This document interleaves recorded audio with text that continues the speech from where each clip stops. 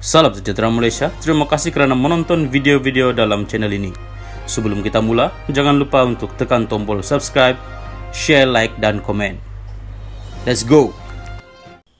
Salam sejahtera dan selamat malam kepada semua pendengar.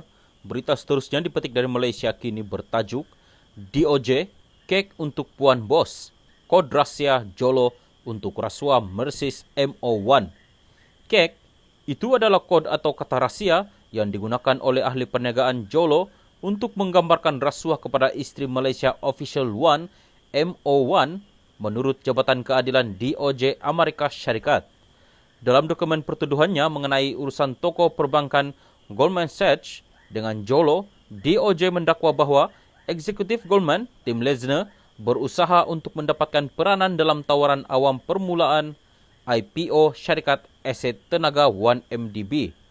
Adalah didakwa dalam perbualan online antara Law dengan Lezner pada tahun 2014, mereka membincangkan keperluan untuk mengampu seorang pegawai 1MDB dan menghantar kek atau rasuah kepada seseorang yang dipercayai sebagai isteri MO1.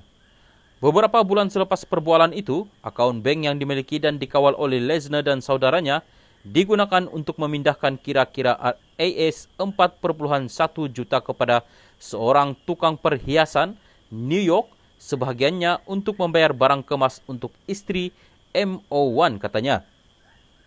Dokumen mahkamah selanjutnya menyatakan pada atau sekitar 2 Jun 2014, Jolo selaku defendant melalui perbincangan secara elektronik usaha untuk mendapatkan kedudukan untuk US Financial Institution #1 dalam IPO tenaga 1MDB, termasuk keperluan mengampu 1MDB official #2 dan menghantar kek merujuk kepada rasuah kepada Puan Bos.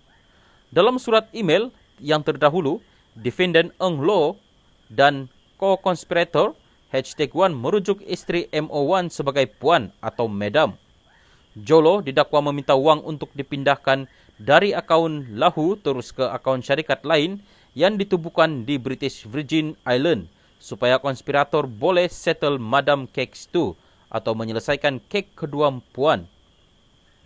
MO1 telah dikenal pasti sebagai bekas Perdana Menteri Datuk Seri Najib Razak. Menyifatkan kek sebagai rasuah bukan kali pertama Jolo dilaporkan menggunakan makanan sebagai kod atau kata rahsianya.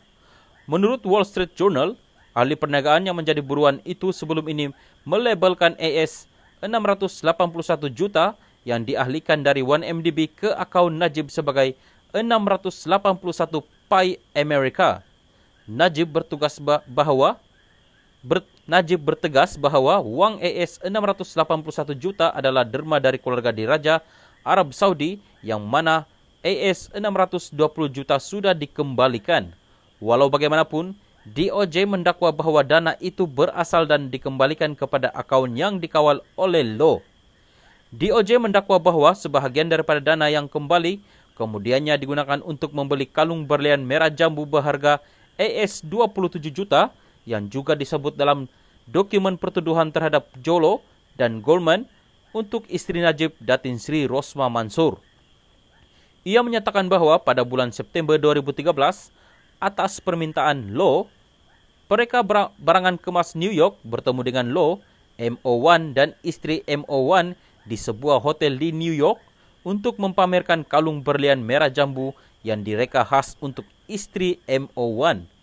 DOJ menambah, kira-kira 3 minggu kemudian, kalung berlian merah jambu itu dibeli dengan menggunakan dana kira-kira 27.3 juta yang dihantar dari sebuah syarikat Lahu yang dimiliki dan dikuasai oleh Law dan rakan-rakan subahatnya.